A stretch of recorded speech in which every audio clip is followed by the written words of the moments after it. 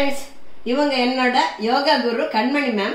என்கிட்ட ஸ்வீட் கத்துக்கணும்னுட்டு எங்க வீட்டுக்கு வந்திருக்காங்க. அவங்க மேம் என்ன ஸ்வீட் கத்துக்கணும்னு ஆசைப்படுறீங்க மேம்? நீங்க நான் மாலாடு கத்துக்கணும்னு ரொம்ப ஆசை எனக்கு. அது இதுல பேசன்ல செய்யறது ரொம்ப நல்லா இருக்கும். ஆனா கடையில வாங்கறதுல எல்லாம் அவ்வளவு ரிச்சு இருக்கிற மாதிரி எனக்கு தெரியல. நீ செய்து கொடுக்கறது ரொம்ப நல்லா இருக்கு, எனக்கு பிடிச்சிருக்கு. அது ரொம்ப ஈஸின்னு வேற சொல்லியிருக்கீங்க இல்லையா? அதை கத்துக்கணும்னு எனக்கு அதுக்காக தான் வந்திருக்கேன். நானே செய்ய முடியும்ன்ற நம்பிக்கையை நேர்ல பார்க்கும்போது தான் தெரியும் எனக்கு. யூடியூப்ல நிறைய பாக்குறோம், அதை விட இதுதான் அது கத்துக்கணும்னு வந்திருக்கேன் நானு. தேங்க்யூ மேம், உங்க பாராட்டுக்கு எல்லாம் தேங்க்ஸ். நீங்க சொன்ன மாதிரி ரொம்ப ஈஸி தான். அது நம்ம ஈஸியா இங்க செஞ்சு பார்க்கலாம். தொடங்கலாமா மேம்? இதுக்கு 1 கப்பு கடலை மாவு எடுத்தீங்கன்னாக்கா 1 கப்பு சர்க்கரை எடுக்கணும். இந்த சர்க்கரையை நைஸா பொடி பண்ணி வச்சுக்கணும். முதல்ல பேன் ஸ்டவ்ல வச்சுட்டு இந்த முந்திரி பருப்பு இருக்கு இல்லையா, அதை போட்டா அப்படியே நெய்யெல்லாம் எதுவும் போட தேவையில்லை. அப்படியே நீங்க சும்மா ஜஸ்ட் லைட்டா அதை வறுத்தா போடும். ஏலக்காயில போடணும். ஏலக்காய் கடைசியில போடுறது. அந்த மாவு ஃப்ரை பண்ணும்போது ஏலக்காய் நம்ம அது முதல்ல போட்டோம்னாக்கா உங்களுக்கு அதோட ஸ்மெல் போயிடும். அதனால கடைசியில மாவெல்லாம் வறுத்ததுக்கு அப்புறமா லாஸ்ட்ல ஏலக்காய் போட்டீங்கன்னாக்கா ஸ்மெல் நல்லா இருக்கும்.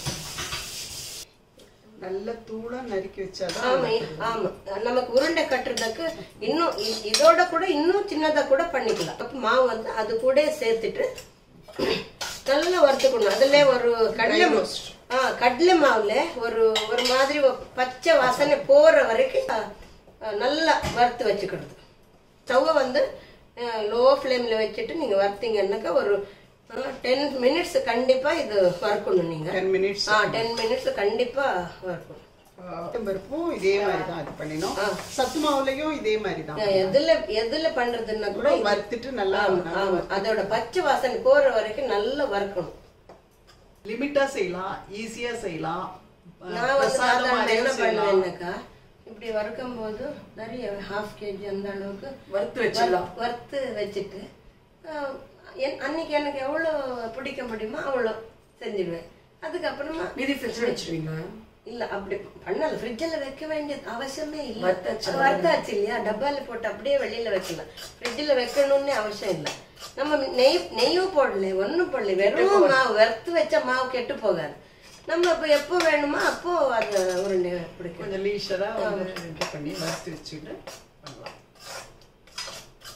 இப்போ இந்த மாதிரி இப்படி ஸ்மெல் வரும். இப்படி நல்லா வறுத்து அந்த பச்சை வாசனை நல்லா போற டைம்ல நம்ம இந்த சர்க்கரை பவுடரையும் அதுக்கு சேர்த்து நல்லா மிக்ஸ் பண்ணணும். நிறுத்திட்டா இல்ல நிறுத்தல, ஸ்டவ் ஆஃப் பண்ணல இன்னும்.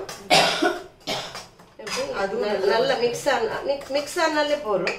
அதுக்கப்புறமா சர்க்கரை பவுடரு அதுல போட்டு சேர்த்து மிக்ஸ் பண்ணிட்டு நம்ம ஸ்டவ்வை ஆஃப் பண்ணிடலாம். நான் இதை இன்னொரு பவுலுக்கு மாற்றிடுறேன். சீக்கிரமாக ஆறிடும். உருண்டை கட்டுற அளவுக்கு ஆறுனா போதும். இது ஆறட்டும். இப்போ நம்ம கொஞ்சம் நெய் எடுத்து மெல்ட் பண்ணிக்கலாம். தேவையான அளவு நெய் எடுத்தால் போதும். பாருங்க, இப்போ நல்லா நல்ல ஓரளவுக்கு நல்ல ஆறிடுது. இன்னும் கூட ஆறலாம், அதில் ஒன்றும் பிரச்சனை இல்லை. நல்ல சில்லுன்னே ஆகலாம். நல்லா சில்லுன்னு ஆகலாம். நமக்கு எதுக்கு நான் ஆறணும்னு ஏன் சொல்றேன்னாக்கா, நமக்கு இப்ப உருண்டை பிடிக்கும் போது கை வலிக்க கூடாது இல்லையா, அதுக்காக தான் ஆறணும்னு சொல்றது. இப்போ அப்போ ஓகே இப்போ நீங்க அதுக்கு தேவையான அளவுக்கு நீங்க பார்த்து இந்த நெய் கொஞ்சம் கொஞ்சமா இப்படி போட்டு உருண்டை பிடிக்கிற அளவுக்கு எவ்வளவு நெய் வேணுமோ அவ்வளவு நம்ம இப்ப முதல்ல நான் 4-5 ஸ்பூன் போடுறேன். அதுக்கப்புறம் தேவை இருந்தா அப்புறம் போட்டுக்கலாம்.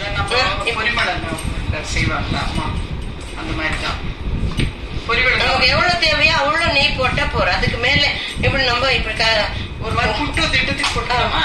ஆமா அந்த மாதிரி இப்ப நமக்கு உருண்டை இப்படி நமக்கு என்ன இப்படி பண்ணும்போது உருண்டை பிடிக்க வரணும். அந்த சாஃப்ட்னஸ் வந்தா நமக்கு போறோம், அவ்வளவுதான். வேற எதுவும் இல்லை. இதுல ரொம்ப ஈஸியா இது செய்யலாம்.